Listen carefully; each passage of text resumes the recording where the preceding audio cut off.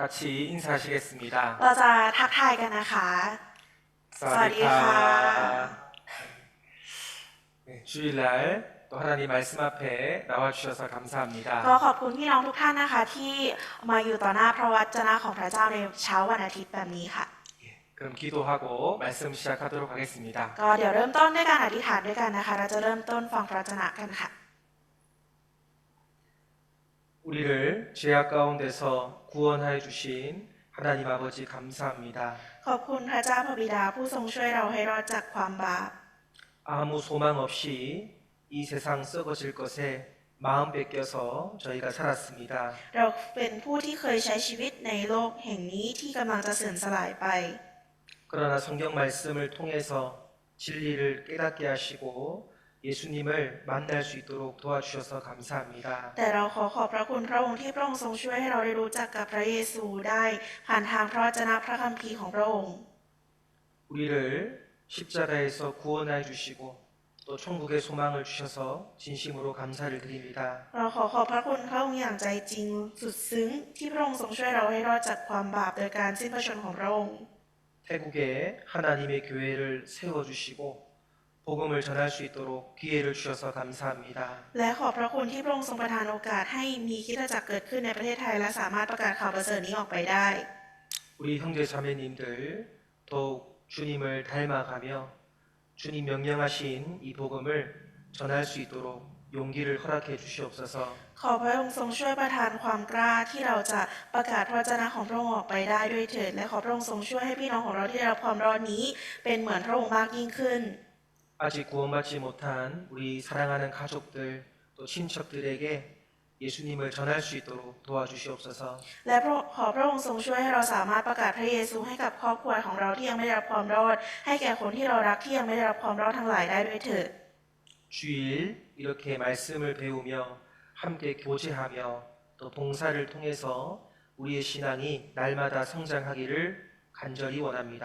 เราประสงค์จากใจจริงที่จะเติบโตขึ้นในชีวิตทางความเชื่อผ่านทางการรับใช้ผ่านทางการสามัคคีธรรมแบบนี้ 개인적인 사정으로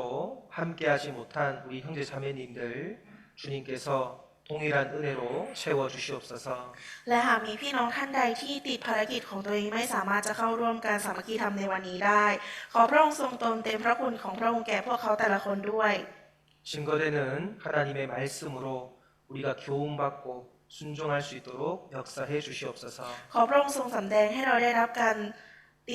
ให้รับบทเรียนและความรู้จากพระวจนะของพระองค์ในการดำเนินชีวิตได้ด้วยเถิด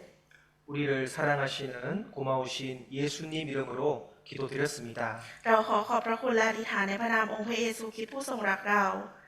อาเมน 네, 마태복음 28장 18절부터 20절 말씀입니다. พระวจนะนะคะมัทธิวบทที่28ข้อที่18ถึงข้อที่20ค่ะ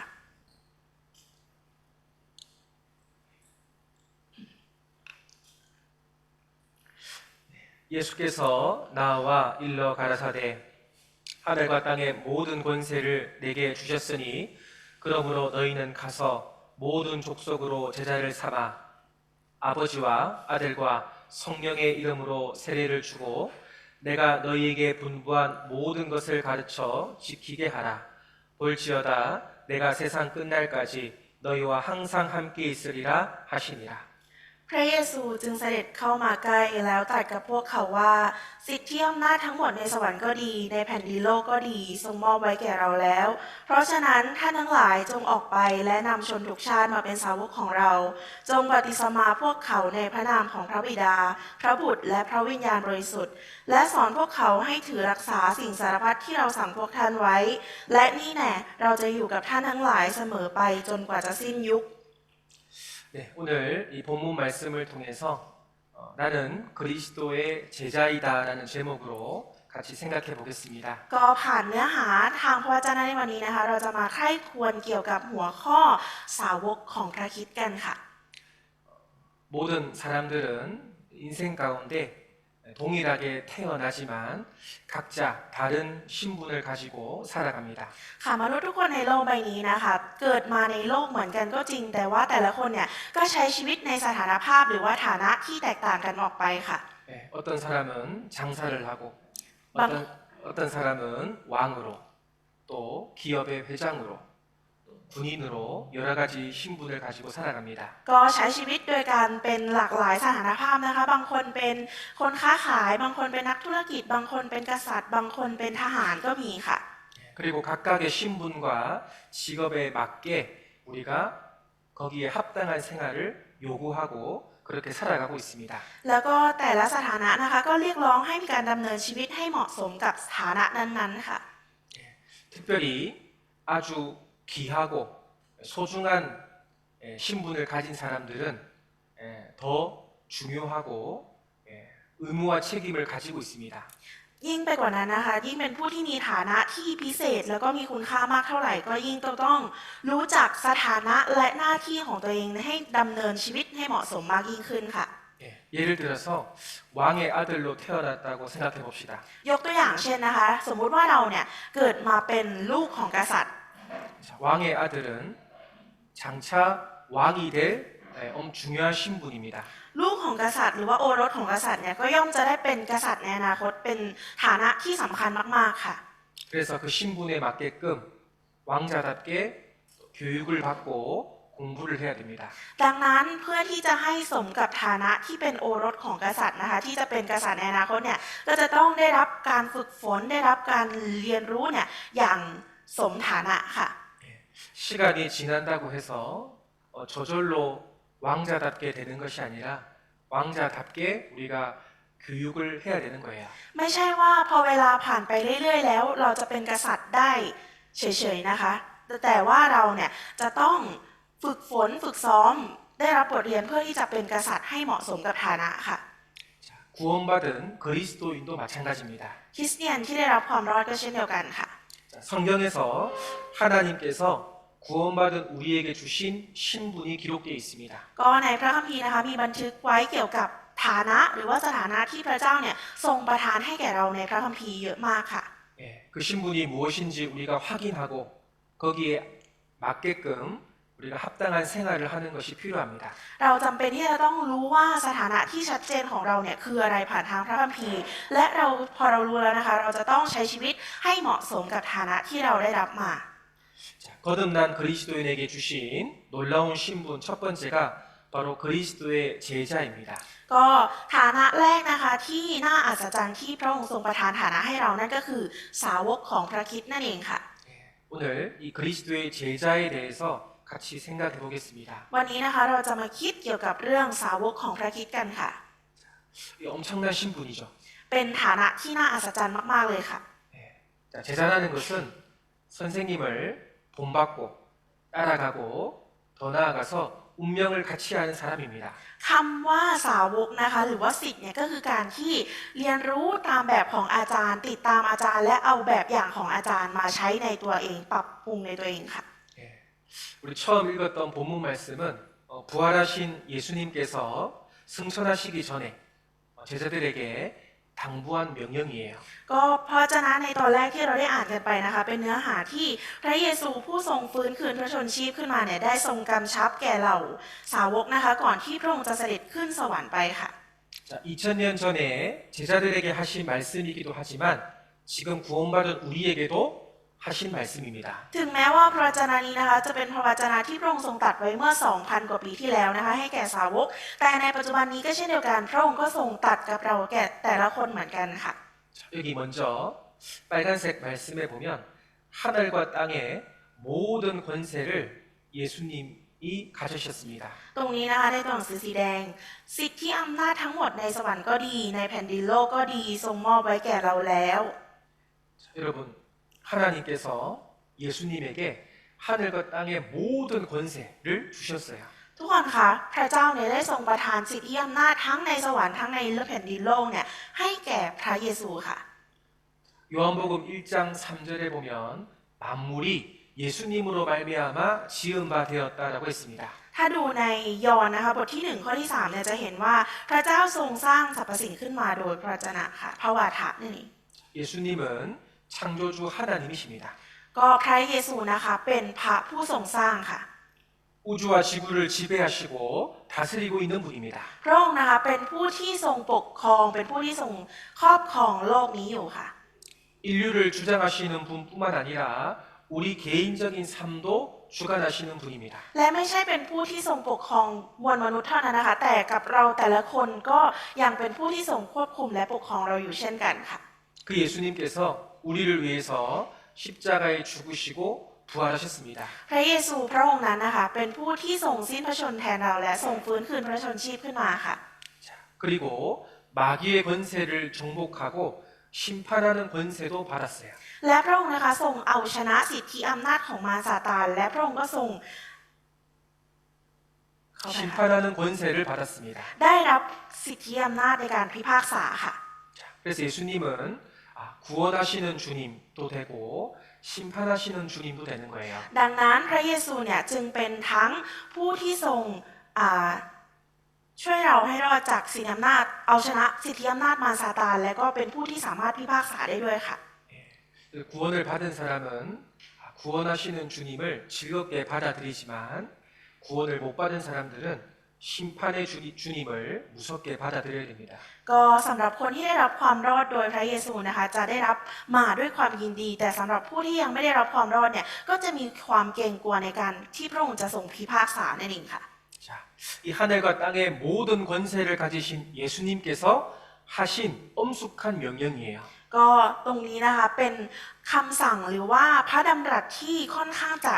เข้มแข็งนะคะที่มีการกำชับไว้เกี่ยวกับสิทธิอำนาจทั้งในสวรรค์และในแผ่นดินโลกค่ะ 자, 여기 19절 말씀입니다. พระวจนะในข้อที่ 19 ค่ะ 그러므로 너희는 가서 모든 족속으로 제자를 삼아 아버지와 아들과 성령의 이름으로 세례를 주고 เพราะฉะนั้นท่านทั้งหลายจงออกไปและนำชนทุกชาติมาเป็นสาวกของเรา จงบัพติศมาพวกเขา 자, 여기 주님의 제자가 되는 첫 번째 과정이 기록되어 있습니다. ก็ตรงนี้นะคะบอกไว้เกี่ยวกับสถานะอย่างแรกวิธีการหรือว่ากระบวนการอย่างแรกในการเป็นสาวกค่ะ 자, 가서 모든 족속으로 제자를 삼아 ออกไปนำชนทุกชาติมาเป็นสาวก 자, 예수님께서 가서라고 말씀하신 것은 누구에게 가라는 말일까요? ทุกคนคะคำที่พระเยซูทรงตรัสว่าออกไปเนี่ยเป็นคำที่พระองค์ตรัสกับใครคะ 구원받지 않은 영혼들에게 가라는 뜻입니다. ก็คือออกไปหาจิตวิญญาณที่ยังไม่ได้รับความรอดนั่นเอง 예, 자, 가라고 명령하셨습니다. คำว่าออกไปในที่นี้นะคะเป็นคำสั่งค่ะ 자, 똑같은 말씀으로 여기 마가복음 16장 15절에는 온 천하에 다니며라고 했습니다. ตรงนี้นะคะในพระวจนะมาระโกนะคะบทที่ 16 ข้อที่ 15 เนี่ยเป็นพระวจนะที่คล้ายกันที่บอกว่าจงออกไปทั่วโลกค่ะ 예, 자, 가서 다니며. 자, 이런 말씀을 단어를 보세요. ลองดูที่คำนี้นะคะคำว่าออกไปคำว่าจงออกไปค่ะ 예, 우리는 이 명령을 지켜야 됩니다. เราจะต้องเป็นผู้ที่ทำตามคำสั่งนี้ค่ะ 자, 예수님께서 기다리라라고 말씀하시지 않고 가라, 다니라라고 말씀하셨습니다. พระเยซูนะคะพระองค์ไม่ได้ตรัสว่าจงรอ แต่พระองค์ทรงตรัสว่าจงออกไปให้ออกไป 예, 영혼들이 우리에게 찾아오기를 기다리는 것이 아니라 우리가 먼저 찾아가는 것이 필요합니다. เราไม่ควรรอให้จิตวิญญาณเหล่านั้นที่ยังไม่ได้รับความรอดมาหาเรานะคะ แต่เราจะต้องออกไปหาจิตวิญญาณเหล่านั้นค่ะ 그리고 이 말씀을 통해서 전도는 입으로 하는 것이 아니라 발로 하는 것이구나 알 수 있습니다. และผ่านพระวจนะนี้นะคะทำให้เรารู้ว่าการประกาศเนี่ยมันไม่ใช่ประกาศด้วยปากอย่างเดียว แต่มันจะต้องก้าวเท้าออกไปในการประกาศด้วยค่ะ 자, 그리고 가서 모든 족속으로 제자를 삼으라고 했습니다. และตรงนี้นะคะบอกไว้ว่านำชนทุกชาติมาเป็นสาวก 제자를 삼으라는 말은 복음을 전해서 그 영혼을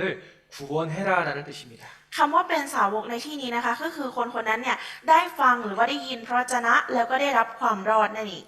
여러분 구원받기 전에는 우리가 마귀의 제자였습니다. ทุกคนคะก่อนที่เราจะได้รับความรอดเราเป็นสาวกของมารซาตานค่ะ 그런데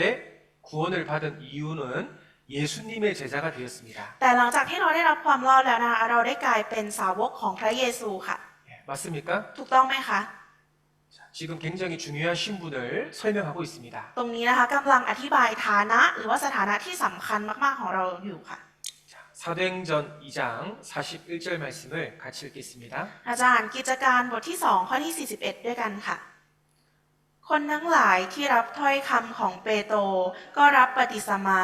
ในวันนั้นมีคนเข้าเป็นสาวกประมาณ 3,000 คน 자, 그 말을 받는 사람들, 복음의 말씀을 마음으로 믿은 사람들은 제자라고 표현했습니다. ตรงนี้นะคะบอกไว้ว่าคนทั้งหลายที่รับถ้อยคำหรือว่าคนทั้งหลายที่รับข่าวประเสริฐนะคะก็เป็นสาวกค่ะ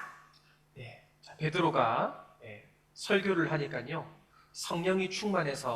3,000명이 구원을 받았습니다. เปโตรนะคะได้ไปประกาศข่าวประเสริฐทำให้มีพระวิญญาณบริสุทธิ์เนี่ยอยู่เต็มภายในจิตใจของคนเหล่านั้นนะคะมีคนได้รับความรอดเนี่ย 3,000 คนค่ะ 자, 지금도 마찬가지로 예수님의 십자가를 믿고 구원을 받은 사람은 내가 그리스도의 제자구나라는 것을 알았습니다. และในปัจจุบันเองก็เช่นเดียวกันนะคะเมื่อได้ยินข่าวประเสริฐและเราได้รับความรอดได้รับการบังเกิดใหม่กลายเป็นสาวกของพระเยซูคริสต์นั่นเองค่ะ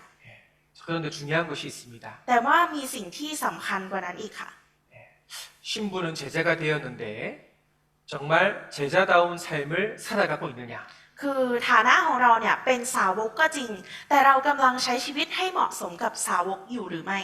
그거는 좀 다른 문제입니다. อันนี้เป็นอีกหนึ่งคำถามหนึ่งปัญหาหนึ่งค่ะ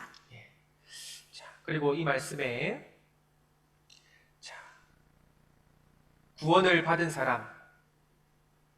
사람은 바로 세례, 침례를 받으라고 명령하셨습니다. ก็และพระองค์ก็ได้ตรัสนะคะแก่ผู้ที่ได้รับความรอดว่าถ้าหากว่าได้รับความรอดเนี่ยจงบัพติศมาค่ะ 아버지와 아들과 성령의 이름으로 세례를 주라라고 명령하셨습니다. จงบัพติศมาพวกเขาในพระนามของพระบิดาพระบุตรและพระวิญญาณบริสุทธิ์ค่ะพระองค์ทรงตรัสสั่งไว้แบบนี้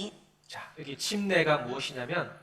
구원받은 사람이 자신의 영혼과 마음속에 이루어진 사실을 하나님과 사람 앞에 공표하는 예식입니다. ถ้าถามว่าการบัพติศมาคืออะไรนะคะก็คือเป็นพิธีที่ผู้ที่ได้รับความรอดแล้วนะคะประกาศตนอย่างเป็นทางการต่อพระพักของพระเจ้าและต่อผู้คนว่าความจริงที่ได้เกิดขึ้นแล้วภายในจิตใจของตนและจิตวิญญาณของตนนั่นเองค่ะ 제자가 되는 조건 두 가지를 설명했습니다. ก็ตรงนี้นะคะมีเงื่อนไข2ประการนะคะสำหรับการเป็นสาวกค่ะ 예. 자, 먼저 구원을 받고 제자가 된 이후에 바로 침례를 받는 겁니다. ก็คือได้รับความรอดก่อนถึงจะเป็นสาวกและก็ต้องได้รับบัพติศมาค่ะ 자, 여기 침례 받으신 분도 있고 아직 안 받으신 분도 있을 거예요. ก็ในหมู่อาจจะมีบางคนที่การปฏิสมาแล้วหรือคนอาจจะยังปฏิสมาก็มีค่ะ 자, 이게 물에 들어갔다가 나오는데 자, 물에 들어가는 것은 죽음의 고백이고 물에서 나오는 것은 부활의 고백입니다. ก็ในการปฏิสมานะคะเรามีการจุ่มตัวลงไปในน้ำใช่ไหมคะการที่เราเอาตัวลงไปในน้ำเนี่ยคือการที่เราสารภาพว่าเราได้ตายไปแล้ว และการที่เราขึ้นมาจากน้ำนั้น แปลว่าเราเนี่ยได้ฟื้นคืนชีพขึ้นมาใหม่ 예, 그래서 물에 들어갈 때 나는 예수님과 함께 죽었습니다라는 뜻이에요. ก็การที่เราจุ่มตัวลงไปนะคะแปลว่าตัวตนเดิมของเราเนี่ยได้ตายไปพร้อมกับพระเยซูคริสต์แล้วค่ะ 물에서 나올 때 나는 예수님과 함께 살아났습니다. 새 생명을 얻었습니다라는 뜻입니다. ส่วนการที่เราเอาตัวขึ้นมาจากน้ำหลังจากที่จุ่มลงไปนะคะมีความหมายว่าเราเนี่ยได้ฟื้นคืนชีพขึ้นมาใหม่กับพระเยซูคริสต์และได้รับชีวิตใหม่แล้ว 자, 로마서 6장 11절 말씀을 같이 읽겠습니다. อาจารย์โรมบทที่6ข้อที่11ด้วยกันค่ะ ในทำนองเดียวกันพวกท่านจงถือว่าท่านได้ตายต่อบาปและมีชีวิตสนิทกับพระเจ้าโดยพระเยซูคริสต์ 네. 자, 구원받은 사람은 나는 죄에 대해서 죽었구나. 바로 예수님과 함께 죽었다는 의미입니다. ก็สำหรับคริสเตียนที่ได้รับความรอดนะคะก็คือพวกเราเนี่ยได้ตายต่อบาปแล้วเรามีชีวิตใหม่แล้วค่ะ 그리고 하나님에 대해서는 내가 살았구나. 새 생명을 얻었다는 뜻입니다. และเราเนี่ยมีชีวิตติดสนิทกับพระเจ้าคือการที่เราเนี่ยได้รับการบังเกิดใหม่มีชีวิตใหม่เพื่อจะใช้ชีวิตเพื่อพระเจ้าค่ะ 여러분, 이 침례식은 아주 중요한 하나님이 해야 될 예식입니다. ทุกคนคะพิธีปฏิสมาเนี่ยเป็นพิธีที่สำคัญมากๆที่พระเจ้าทรงตรัสสั่งกำชับเราไว้ค่ะ 그냥 형식이 아니라 내가 이제 주님을 위해 살겠다라는 다짐과 결심인 거예요. คือมันไม่ใช่พิธีทางภายนอกเท่านั้นนะคะ แต่มันเป็นพิธีที่เราเนี่ยจะมีการตัดสินใจว่าเราจะดำเนินชีวิตและใช้ชีวิตเพื่อพระเจ้านั่นเองค่ะ 그래서 구원받은 사람이 해야 되는 이 첫 번째 순종입니다. ดังนั้นสิ่งแรกที่คนได้รับความรอดจะต้องทำคือการเชื่อฟังค่ะ 자, 침례를 받아야 구원받는 것이 아니라 구원을 말씀으로 받고 난 뒤에 침례를 받는 겁니다. ต้องได้รับการปฏิสมาถึงจะได้รับความรอดเป็นสิ่งที่ผิดนะคะ จะต้องได้รับความรอดก่อนถึงจะต้องได้รับปฏิสมาค่ะ 예. 자, 그러면 이제 구원받고 제자가 되었으면 우리는 선생님을 닮아가야 되겠죠. ดังนั้นถ้าเราได้เป็นสาวกแล้วเราได้รับความรอดแล้วเราจะต้องยิ่งเหมือนกับอาจารย์ของเราใช่ไหมคะ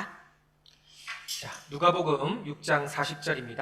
ลูกาบทที่ 6 ข้อที่ 40 ค่ะ 자, 제자가 그 선생보다 높지 못하나 무릇 온전케 된 자는 그 선생과 같으리라.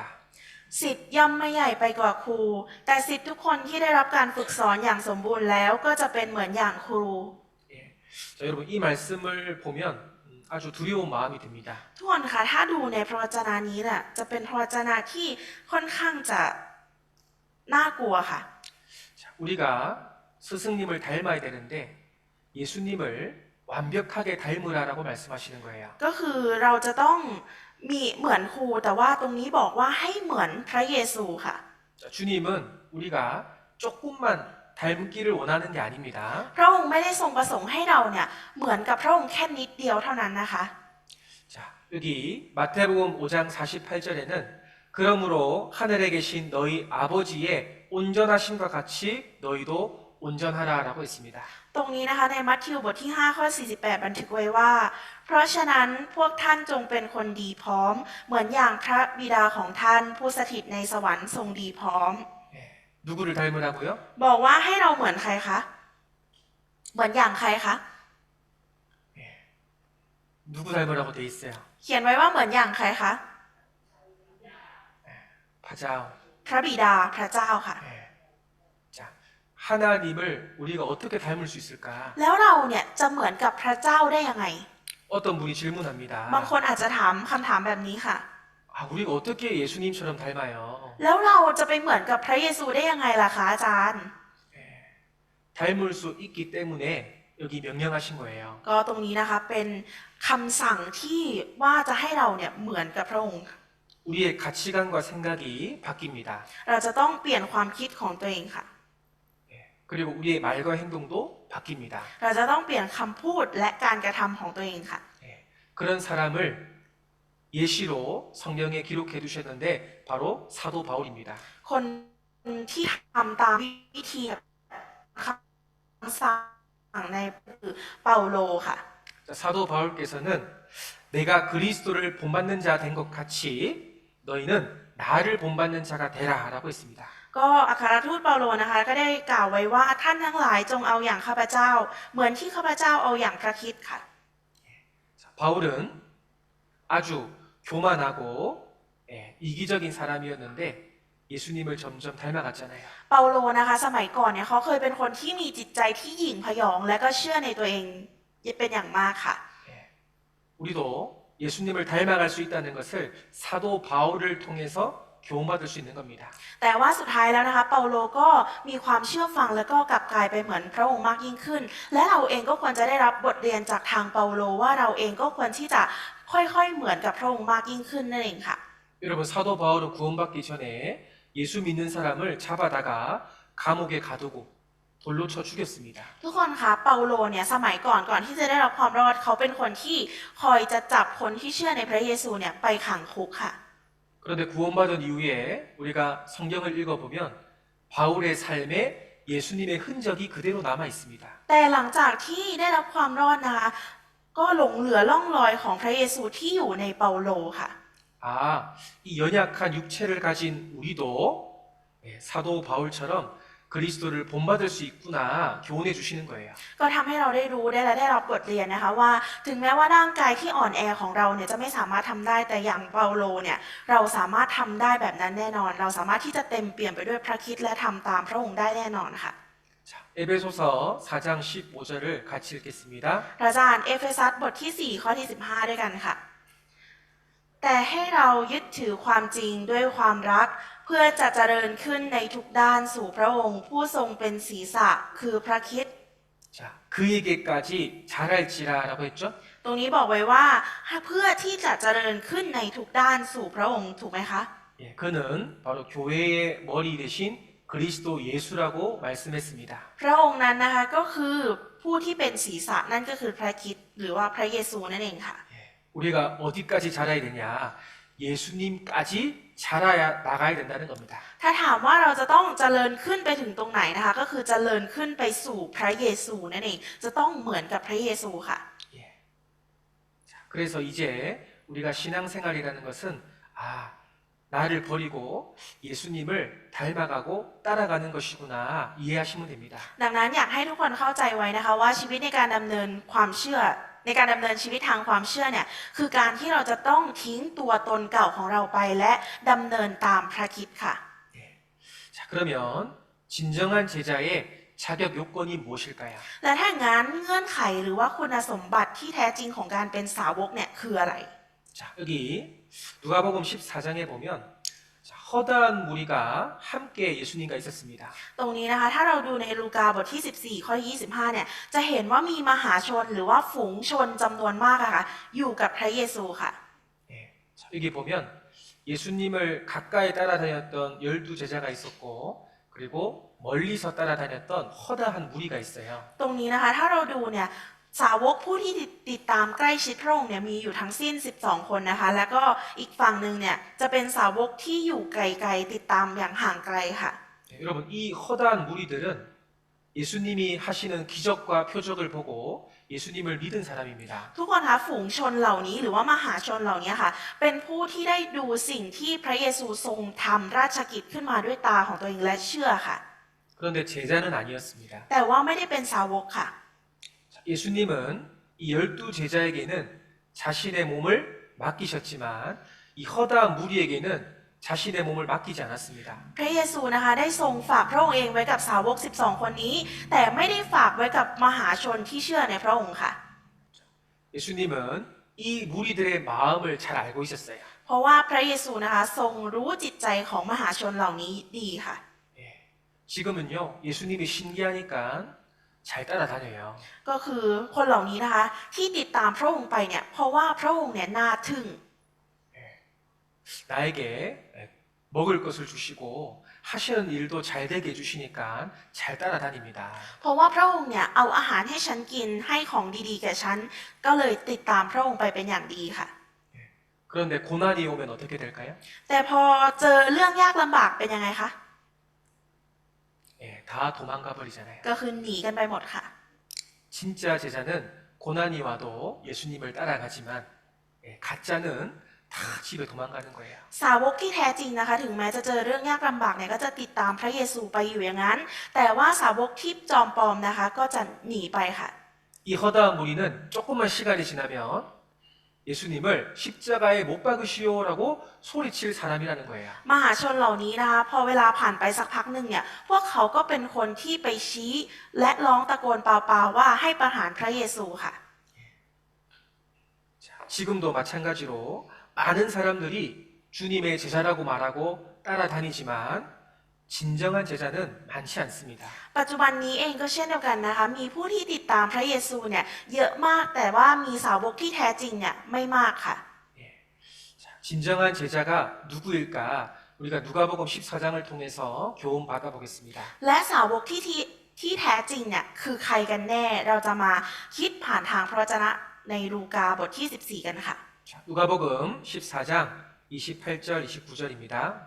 ลูกาบทที่ 14 ข้อที่ 28 ถึงข้อที่ 29 ค่ะ 너희 중에 누가 망대를 세우고자 할진대 자기의 가진 것이 준공하기까지에 족할는지 먼저 앉아 그 비용을 예산하지 아니하겠느냐.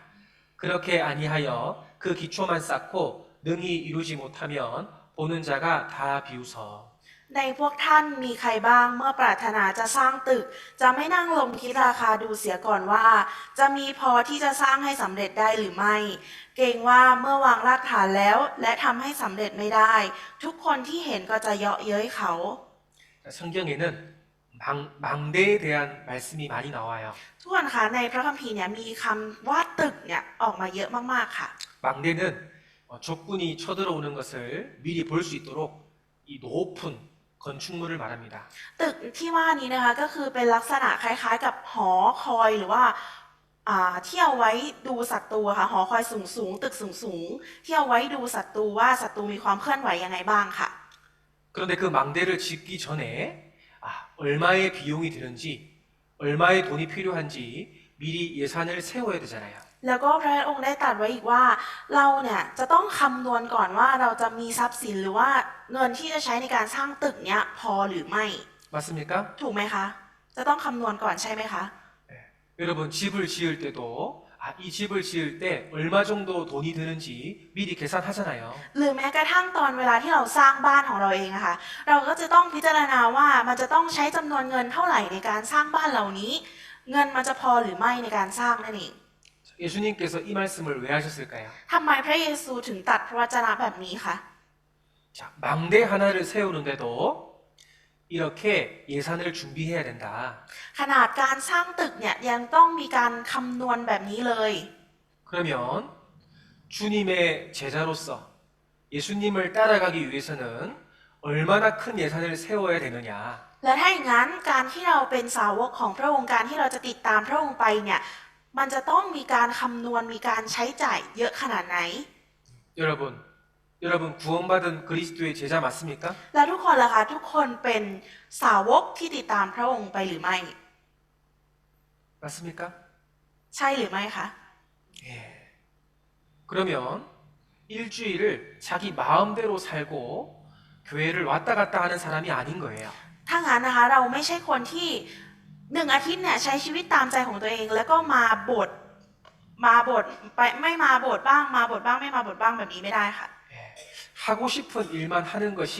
그리스도의 제자가 아닙니다. และเราไม่ใช่สาวกที่เราอยากจะทำก็ทำค่ะไม่ทำก็ไม่ทำ 우리가 은혜로 구원을 받았지만 예수님을 따라가는 것은 아주 고난과 어려움이 동반되는 일이에요. ก็คือการที่เราได้รับความรอดมาแล้วและเราติดตามพระเยซูคริสต์ไปเนี่ยก็คือแน่นอนว่าเราจะเจอกับความยากลำบากอย่างแน่นอนค่ะ 그래서 우리는 그리스도를 따라가기 위해서 충분한 예산을 세우고 굳은 각오를 해야 되는 겁니다. และการที่เราจะเป็นสาวกของพระองค์นะคะเราจะต้องมีการคำนวณงบประมาณให้พร้อมมากกว่าค่ะ 자, 여기 누가복음 14장에 제자의 자격 우리가 포함시켜야 될 예산이 기록되어 있습니다. ก็ในลูกาบทที่14นะคะมีการบันทึกเกี่ยวกับคุณสมบัติของสาวกไว้ค่ะแล้วก็เกี่ยวกับงบประมาณที่เราจะต้องคิดคำนวณนั่นเอง 첫 번째는 주님을 가장 사랑해야 되고 두 번째는 자기의 십자가를 지고 가야 됩니다. คุณสมบัติประการแรกนะคะคือเราจะต้องรักพระเจ้ามากที่สุดและประการที่2จะต้องแบกกางเขนของตนตามไปค่ะ 자, 누가복음 14장 26절 말씀을 같이 읽겠습니다. เราจะอ่านลูกาบทที่14ข้อที่26ด้วยกันค่ะถ้าใครมาหาเราและไม่ชังบิดามารดาบุตรภรรยาและพี่น้องชายหญิงแม้แต่ชีวิตของตนเองคนนั้นจะเป็นสาวกของเราไม่ได้ 자, 여기 제자가 되기 위해서는 누구를 미워하라고 돼 있어요. ตรงนี้นะคะบอกไว้ว่าถ้าเราจะเป็นสาวก 자, ที่แท้จริงเราจะต้องเกลียดชังใครคะ 부모, 처자식, 형제, 자매 그리고 자기 목숨입니다. เกลียดชังบิดามารดา บุตรภรรยา พี่น้องชายพี่น้องหญิง และชีวิตของตนเองค่ะ 여러분 제자가 되기 위해서는 진정한 제자가 되기 위해서는 여기까지 예산을 세워야 된다는 거예요. ก็เพื่อที่จะเป็นสาวกที่แท้จริงนะคะเราจะต้องคำนวณในเรื่องนี้ค่ะ 이 말씀을 오해해서 부모님을 미워하라는 뜻이구나, 자기 목숨을 미워하라는 뜻이구나가 아닙니다. บางคนนะคะอาจจะเข้าใจผิดในพระวจนะนี้ว่าอ๋อให้เกียรติชังพ่อแม่ตัวเองสินะให้เกียรติชังชีวิตของตัวเองเหรอ 그 누구보다도 가장 예수님을 사랑해라는 뜻입니다. แต่ว่าไม่ใช่ความหมายนั้นนะคะ มีความหมายว่าให้รักพระเยซูมากกว่าใครค่ะ 여러분, 가족보다도 예수님을 더 사랑하십니까? ทุกคนล่ะคะรักพระเยซูมากกว่าครอบครัวของตัวเองหรือเปล่า 표정이 아니네요. สีหน้าไม่ใช่เลยค่ะ 예수님이 누구인 줄 알면 가족보다 더 사랑할 수 있습니다. ถ้าเรารู้ว่าพระเยซูเป็นใครนะคะ เราจะสามารถรักพระเยซูได้มากกว่าครอบครัวของตัวเองค่ะ 자, 예수님을 보세요. ดูที่พระเยซูนะคะ 하나님께서 사람의 몸을 입고 이 땅에 오신 분입니다. พระเยซูนะคะคือพระเจ้าผู้ที่ทรงสภาพมาเป็นมนุษย์ 우리를 구원해서 천국으로 가시기 위해서 이렇게 고난 받으셨어요. พระองค์นะคะเสด็จมาเพื่อที่จะเอาเราเนี่ยขึ้นสวรรค์โดยการที่พระองค์ทรงทนรับความทุกข์ทรมานแบบนี้ค่ะ 나 대신 죽으심으로 우리 영혼을 구원하셨습니다. ด้วยความตายที่พระองค์ทรงสิ้นพระชนม์แทนเราเนี่ยทำให้เราสามารถมีความหวังในสวรรค์นิรันดร์ 이렇게 목숨까지 주셨기 때문에 구원받은 우리에게 최우선적으로 사랑을 요구하시는 거예요. เพราะว่าพระองค์นะคะทรงสละชีพของพระองค์เพื่อเราขนาดนี้ทุกข์ทรมานเพื่อเราขนาดนี้นะคะดังนั้น พระองค์จึงร้องขอความรักจากเราว่าให้เรารักพระองค์มากที่สุดค่ะ 예수님께서 내가 너를 위해서 십자가에 피 흘려 죽었어. พระเยซูนะคะก็บอกว่าข้าเนี่ยได้หลั่งโลหิตได้สิ้นพระชนม์เพื่อเจ้า 이제는 나를 먼저 사랑해 주지 않겠니? แล้วเจ้าเนี่ยจะไม่รักข้าหน่อยหรอ 충분히 요구하실 자격이 있는 분입니다. ก็เป็นผู้ที่สามารถจะร้องขอได้แบบนี้ค่ะ 자, 요한복음 3장 16절을 같이 읽겠습니다. อาจารย์ยอห์นบทที่3ข้อที่16ด้วยกันค่ะ พระเจ้าทรงรักโลกดังนี้ คือได้ประทานพระบุตรองค์เดียวของพระองค์ เพื่อทุกคนที่วางใจในพระบุตรนั้นจะไม่พินาศแต่มีชีวิตนิรันดร์ 자, 하나님이 우리를 너무나 사랑하신 겁니다. ก็พระเจ้านะคะทรงรักเรามากๆค่ะ 자, 목숨까지 버렸는데 우리가 주님을 가장 먼저 사랑해야 되는 거예요. ถึงกระทั่งที่พระองค์เนี่ยสละชีพหรือสละพระชนของพระองค์เพื่อเราดังนั้น เราเนี่ยจะต้องรักพระองค์มากที่สุดค่ะ 여러분 하나님의 사랑이 보여요, 안 보여요? แล้วทุกคนเห็นความรักของพระเจ้าไหมคะหรือไม่เห็นคะ 이 말씀을 보면 보이잖아요. เพราะเราดูพระวจนะตรงนี้ก็เห็นอยู่ค่ะ 자, 로마서 5장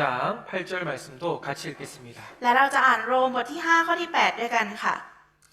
แต่พระเจ้าทรงสำแดงความรักของพระองค์แก่เรา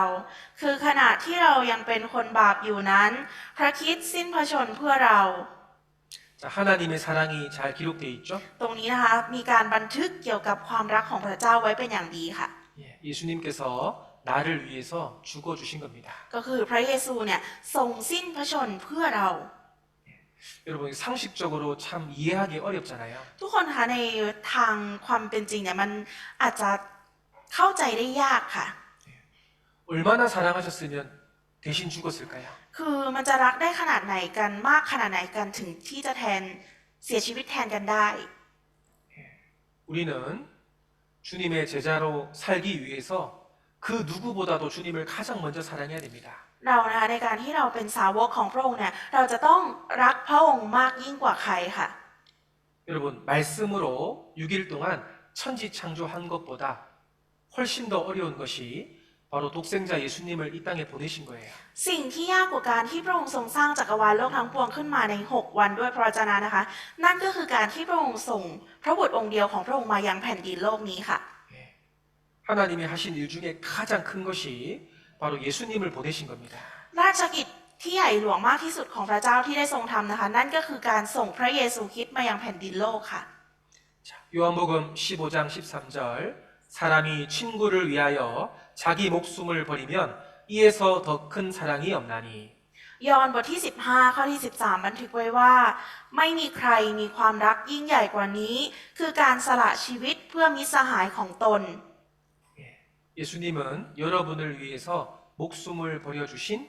진짜 친구라고 소개하고 있습니다. ก็กำลังบอกนะคะว่าพระเยซูนี่แหละเป็นมิตรสหายที่แท้จริงของเรา เพราะว่าพระองค์สละแม้กระทั่งชีวิตหรือว่าพระชนชีพของพระองค์เองเนี่ยเพื่อเรา 우리가 부모님도 사랑하고 아내와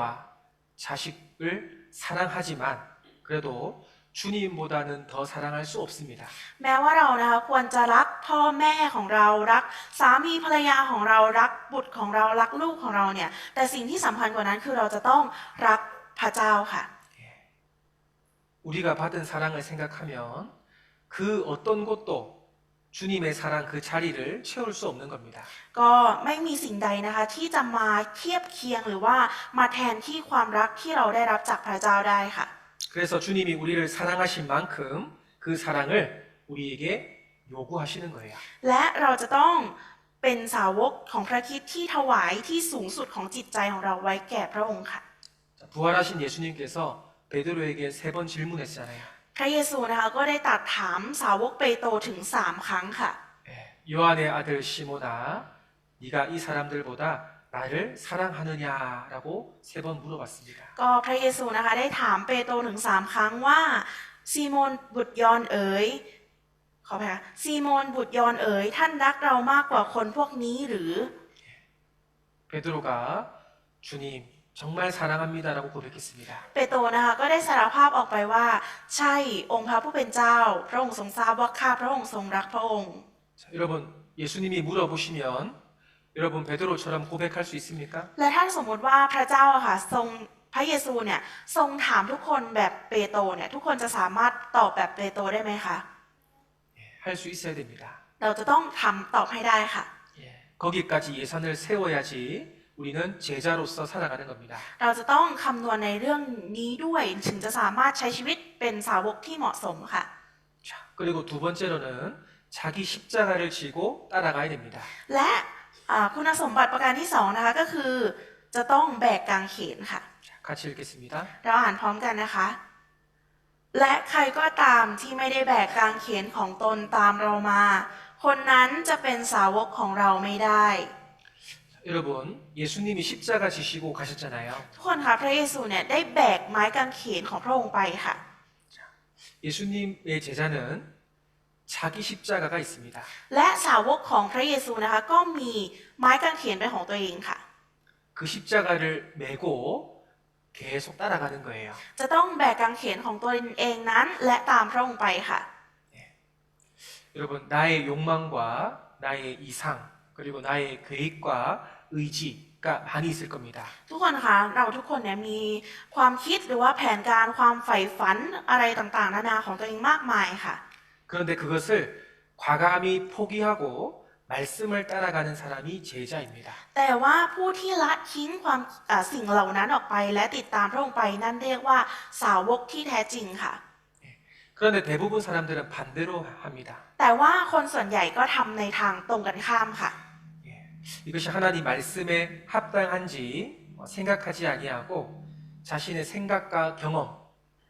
자신의 가치관을 가지고 살아가는 거예요. ก็คือไม่คิดว่าการใช้ชีวิตตามพระวจนะของพระองค์เนี่ยมันเป็นสิ่งที่ถูกต้องแล้ว แต่กลับใช้ชีวิตตามความคิดหรือว่าความต้องการของตัวเองนั่นเองค่ะ 자, 겟세마네 동산에서 예수님께서의 마지막 기도 모습입니다. ก็ตรงนี้นะคะเป็นลักษณะของการอธิษฐานนะคะ 자, 나의 원대로 마옵시고 아버지의 원대로 하옵소서라고 기도했습니다. ก็คือเป็นการอธิษฐานว่าอย่าให้เป็นไปตามใจปรารถนาของข้าพระองค์ แต่ให้เป็นไปตามพระทัยของพระองค์นั่นเองค่ะ 예수님은 우리와 똑같은 몸을 가지고 있잖아요. พระเยซูเนี่ยมีเนื้อหนังร่างกายเหมือนกับมนุษย์เราทุกคนค่ะ 십자가에 죽기가 싫은 거예요. และพระองค์ก็ไม่ได้อยากถูกตึงบนไม้กางเขนค่ะ 얼마나 고통스럽고 아플 거 알고 있습니다. เพราะว่าพระองค์ทรงรู้อยู่แล้วว่ามันจะต้องเจ็บปวดรวดร้าวมากขนาดไหน 그런데 내 원대로 마옵시고 하나님 아버지 뜻대로 하기를 원합니다라고 기도했습니다. แต่พระองค์นะคะก็ยังอธิษฐานว่าขออย่าให้เป็นตามใจปรารถนาของข้าพระองค์ แต่เป็นไปตามพระทัยของพระองค์ 여러분 하나님 아버지의 뜻은 바로 예수님이 십자가에서 죽는 겁니다. ก็คือพระเยซูนะคะทรงสิ้นพระชนม์บนไม้กางเขนตามพระวจนะของพระเจ้าค่ะ เป็นการเชื่อฟังนั่นเอง 예수님은 자신의 그런 생각과 뜻을 완전히 굴복시켰잖아요. ก็พระเยซูนะคะเป็นผู้ที่ยอมจำนนและละทิ้งความคิดของตัวเองไปทั้งสิ้นค่ะ 그래서 우리가 포기할 것은 포기할 줄 알고 주님을 따라가는 것이 제자입니다. ดังนั้นเราเป็นสาวกที่สมควรจะรู้จักการยอมแพ้ในความคิดของตัวเองและติดตามพระองค์ไปค่ะ 자기를 부인하지 않고 자꾸 자기 생각과 고집을 가지고 가는 것은 주님을 따라가는 것이 아닙니다. สำหรับคนที่ไม่ยอมรับในการติดตามพระองค์นะคะและยังคงติดอยู่กับชีวิตของตัวเองความคิดของตัวเองเนี่ยไม่ใช่การติดตามพระองค์ไปค่ะ 그런데 어떻습니까? 포기하기 싫잖아요. แต่ว่าเป็นยังไงคะเราก็ไม่อยากที่จะละทิ้งใช่ไหมคะ 포기하면 이것도 힘들고 저것도 힘들고 많이 힘들어요. ถ้าเราละทิ้งไปเนี่ยอันนั้นก็ไม่ดีอันนั้นก็จะเหน็ดเหนื่อยอันนั้นก็จะยากลำบากอันนู้นอันนี้อันนั้น 그래서 싫어합니다. ก็เลยไม่อยากที่จะทำค่ะ 그럼 우리 어떻게 해야 될까요? และถ้างั้นเราจะต้องทำยังไง 그 힘든 거, 어려운 것을 각오하고 예수님을 따라가는 겁니다. ก็คือเราจะต้องเอาสิ่งเหล่านั้นเนี่ยความยากลำบากต่างๆเนี่ยมาด้วยติดตัวมาด้วยแบกไปด้วย และเราก็จะต้องติดตามแบกตามพระองค์ไปค่ะแบกตามพระเยซูไปนั่นเอง 힘든 거, 어려운 고난을 가지고 예수님을 따라가는 것이 제자입니다. ความยากลำบากที่เรามีนะคะเอาติดตัวไปด้วย แล้วแบกติดตามพระเยซูไปนั่นเรียกว่าสาวกค่ะ 자, 여기 보십시오. ดูตรงนี้นะคะ 자, 예수님께서는 동정녀 마리아의 태를 10달 동안 빌렸습니다. ก็พระเยซูเนี่ยได้ยืมท้องของหญิงพรหมจารีคนหนึ่งที่ชื่อนางมารีนะคะอยู่ถึง 7 เดือนค่ะ 태어나실 때 이 베들레헴에 짐승의 구유도 빌렸습니다. พอคลอดออกมานะคะก็ทรงยืมลางหญ้าในเมืองเบธเลเฮมนะคะในการประสูติค่ะ 요셉의 가정을 30년 동안 빌려서 성장하셨습니다. และก็ทรงยืมครอบครัวของโยเซฟนะคะในการเลี้ยงดูพระองค์มาถึงอายุ 30 ปีค่ะ 죽으신 뒤에도 아리마대 요셉의 무덤을 3일간 빌리셨습니다. และหลังจากที่พระองค์ทรงสิ้นพระชนม์นะคะพระองค์ก็ยังทรงยืมอุโมงค์ฝังศพของโยเซฟค่ะ3 วัน 예수님은 자기 게 없었어요. ก็พระเยซูเนี่ยไม่ได้มีอะไรเป็นของตัวเองค่ะ 아무것도 자기 것이 없었습니다. ไม่มีอะไรเป็นของตัวเองเลยสักอย่างเดียวค่ะ 그런데 딱 한 가지가 있었는데 바로 예수님의 십자가입니다. แต่มีอยู่อย่างหนึ่งที่เป็นของพระเยซูจริงๆ นั่นก็คือไม้กางเขนค่ะ 이 자기 십자가 우리도 구원받은 사람은 자기 십자가가 반드시 있습니다. และแน่นอนว่าสาวกของเราที่ได้รับความรอดเนี่ยก็มีกางเขนเป็นของตัวเองเช่นเดียวกัน 여러분 가정에서 또는 밖에서 우리가 겪는 고난과 어려움들 십자가가 있어요. ทุกคนคะแน่นอนว่าเรามีความยากลำบากภายนอกมีความเหนื่อยยากมากมายค่ะเป็นของตัวเอง 그거 자기가 짊어지고 예수님 따라가야 됩니다. เราจะต้องเอาสิ่งเหล่านั้นเนี่ยมาแบกไว้แล้วก็ติดตามพระเยซูไปค่ะ 힘들어도 하나님 도와주실까요? 안 도와주실까요? ถึงแม้ว่าเราจะเหนื่อยยากแต่ว่าพระเจ้าจะทรงช่วยเราไหมคะหรือว่าไม่ช่วยคะ 반드시 도와주십니다. พระองค์จะทรงช่วยอย่างแน่นอนค่ะ 약속의 말씀이 เพ 있잖아요. ราะว่ามีพระวจนะเป็นพระสัญญาค่ะ 선교사의 십자가가 있고 통역사의 십자가가 있고 우리 형제 자매님들의 각자의 십자가가 다 있습니다. ทั้งตัวศิษยาพิบาลเองหรือว่าแม้กระทั่งล่ามเองหรือว่าเราทุกคนเนี่ยต่างมีไม้กางเขนเป็นของตัวเองค่ะ 힘들죠. เหนื่อยใช่ไหมคะ 그러나 그 힘든 것을 예수님 붙잡고 가야지만 우리 가족이 구원받을 거 아니에요. แต่ถึงแม้ว่าเราจะมีความเหนื่อยนั้น เราก็จะต้องยึดมันไว้และติดตามพระองค์ไปค่ะ 우리의 고생과 수고와 희생이 없이는 한 영혼도 구원받을 수가 없습니다. ถ้าหากว่าเราไม่มีการทุ่มเทเสียสละหรือว่าไม่ออกแรงอะไรเลยนะคะ จะไม่มีใครสักคนเดียวที่ได้รับความรอด 자, 빌립보서 1장 29절 말씀을 같이 읽겠습니다. เราจะอ่านฟิลิปปีบทที่1ข้อ29ด้วยกันค่ะ เพราะพระเจ้าทรงให้พระคุณแก่ท่าน เพราะเห็นแก่พระคริสต์ไม่ใช่ให้ท่านทั้งหลายเชื่อในพระองค์เท่านั้น แต่ให้ทนทุกข์ยากเพราะเห็นแก่พระองค์ด้วย 자, 구원받은 이후에 우리가 깨닫는 것이 있습니다. มีสิ่งหนึ่งนะคะที่เรารับรู้ได้หลังจากที่เราได้รับความรอด 자, 예수님이 나를 위해서 죽었을 때 나도 예수님과 함께 죽었구나입니다. ก็คือตอนที่พระเยซูทรงสิ้นพระชนม์เนี่ยตัวเราเองก็ได้สิ้นพระชนม์ไปกับพระองค์แล้ว 죽은 사람은 생각이 없습니다. คนที่ตายไปแล้วนะคะไม่ได้มีความคิดค่ะ 죽은 사람은 계획이 없습니다. คนที่ตายไปแล้วไม่ได้มีการวางแผนการค่ะ 우리의 계획은 바로